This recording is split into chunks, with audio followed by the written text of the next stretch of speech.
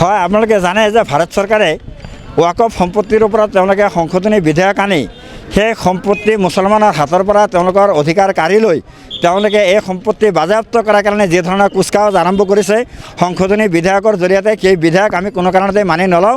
সেই বিধেয়ক আমি নস্যাৎ কৰিছোঁ। গতিকে সৰ্বভাৰতীয় স্তৰত মুছলমানসকলে আজি প্ৰতিবাদ সাব্যস্ত কৰি আছে।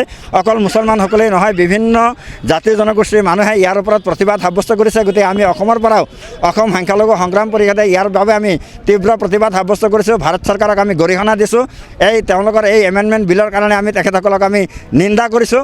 আমাৰ এটাই কথা যে ৱাকফ সম্পত্তি অকল ভাৰতবৰ্ষৰ মুছলমানসকলৰ সম্পত্তি, তেওঁলোকৰ পূৰ্বপুৰুষসকলে দান কৰি যোৱা, উইল কৰি থৈ যোৱা এই সম্পত্তিৰ ওপৰত অনা মুছলমানৰ কোনো ধৰণৰ অধিকাৰ নচলিব, ভাৰত চৰকাৰৰ কোনো ধৰণৰ হস্তক্ষেপ নচলিব। তাৰ কাৰণে আমি ইয়াৰ বিৰোধিতা কৰিছোঁ, যাতে কোনো কাৰণতে ভাৰত চৰকাৰে যাতে এই ৱাকফ সম্পত্তিৰ ওপৰত হস্তক্ষেপ কৰিব নোৱাৰে বা তেওঁলোকে কোনো ধৰণৰ হুকুম যাতে চলাব নোৱাৰে, তাৰ কাৰণে আমি বিৰোধিতা কৰিছোঁ। ইয়াৰ এক নম্বৰ কথাটো হৈছে যে এই ৱাকফ সম্পত্তি লৈ যদি কোনো ধৰণৰ বিতৰ্ক হয়, যে কোনো এটা সম্পত্তিৰ ওপৰত যদি প্ৰশ্ন উত্থাপন হয় যে এই সম্পত্তিখিনি ৱাকফ সম্পত্তি নহয়, তেতিয়া এই ৱাকফ সম্পত্তিৰ এই হেৰিটো নিষ্পত্তি কৰাৰ কাৰণে জিলা আয়ুক্তক এই সংশোধনী বিধেয়কে মানে দায়িত্ব আৰু কৰ্তৃত্ব প্ৰদান কৰিছে। গতিকে চৰকাৰৰ দ্বাৰাই নিয়োজিত এটা এজেঞ্চিয়ে বা এজন ক্ষমতাশালী ব্যক্তিয়ে এই বিধেয়কৰ ওপৰত তেওঁ কি ধৰণৰ সিদ্ধান্ত দিব এই কথাটো আমাৰ বুজিবলৈ বাকী নাই। যিহেতু চৰকাৰৰ দ্বাৰাই নিযুক্তিপ্ৰাপ্ত জিলা আয়ুক্তে যেতিয়া নেকি ইয়াৰ হৈ মাত মাতিব বা ইয়াৰ সপক্ষে যেতিয়া তেওঁলোকে ৰায় দিব, তেওঁলোকে নিশ্চয় মুছলমানসকলৰ বিৰুদ্ধে তেওঁলোকে ৰায় দিব চৰকাৰৰ হেঁচাত। গতিকে কোনো কাৰণতে এই ৱাকফ বৰ্ডৰ যিখন বৰ্ড গঠন কৰা হ'ব, এই বৰ্ডত কোনো কাৰণতে জিলা আয়ুক্তক অন্তৰ্ভুক্ত কৰাটো আমি বিচৰা নাই। তাত তেওঁলোকে আৰু এটা কথা আনিছে যে তাত তেওঁলোকে অনা মুছলিম মানুহক ইনক্লুড কৰিব বিচাৰিছে। গতিকে এই কথাটো আমি মানি ল'ব নোৱাৰোঁ। যিহেতু ৱাকফ সম্পত্তি ভাৰতৰ মুছলমানসকলৰ পৈতৃক সম্পত্তি বুলি ক'ব পাৰি। ইয়াক আল্লাহৰ নামত এই সম্পত্তি মুছলমানসকলে উইল কৰি থৈ গৈছে, দান কৰি থৈ গৈছে। গতিকে এই সম্পত্তি আল্লাহৰ সম্পত্তি। গতিকে আল্লাহৰ সম্পত্তিৰ ওপৰত ভাৰত চৰকাৰৰ কোনো ধৰণৰ নিয়ন্ত্ৰণ, কোনো ধৰণৰ ব্যৱস্থাপনা আমি মানি নলওঁ। এই সম্পত্তি আল্লাহৰ সম্পত্তি, আল্লাহৰ নামত থাকিব। এই সম্পত্তিৰ ওপৰত ভাৰত চৰকাৰে কোনো ধৰণৰ হস্তক্ষেপ কৰিব নোৱাৰিব, তথা অনা মুছলমানে ইয়াৰ ওপৰত কোনো ধৰণৰ কৰ্তৃত্ব বা তেওঁলোকৰ কোনো ধৰণৰ অধিকাৰ সাব্যস্ত কৰিব নোৱাৰিব।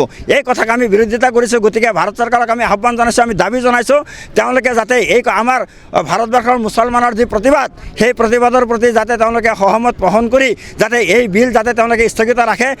লোকসভাত এই বিল পাছ হৈছে, কিন্তু ৰাজ্যসভাত যাতে তেওঁলোকে এই বিল উত্থাপন নকৰে বা ৰাষ্ট্ৰপতিলৈ যাতে এই বিল যাতে প্ৰেৰণ নকৰে, তাৰ কাৰণে ভাৰত চৰকাৰক আমি গৃহ মন্ত্ৰালয়, সংখ্যালঘু উন্নয়ন পৰিক্ৰমা বিভাগক আমি দায়িত্ব অনুৰোধ জনাইছোঁ। তথাপি আমি প্ৰধানমন্ত্ৰীক আমি অনুৰোধ জনাইছোঁ, বিজেপি দলক আমি অনুৰোধ জনাইছোঁ, তেখেতসকলে যাতে মুছলমানৰ সৰ্বনাশ হোৱা কোনো কাম যাতে তেওঁলোকে নকৰে।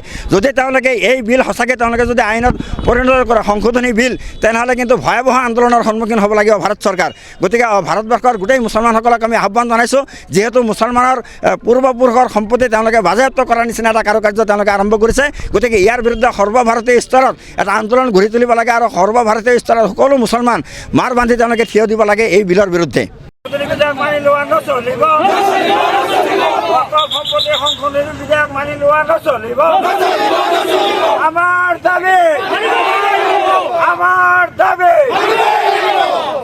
সম্পত্তি সংশোধনী বিধেয়ক মানি লোৱা নহ'ব।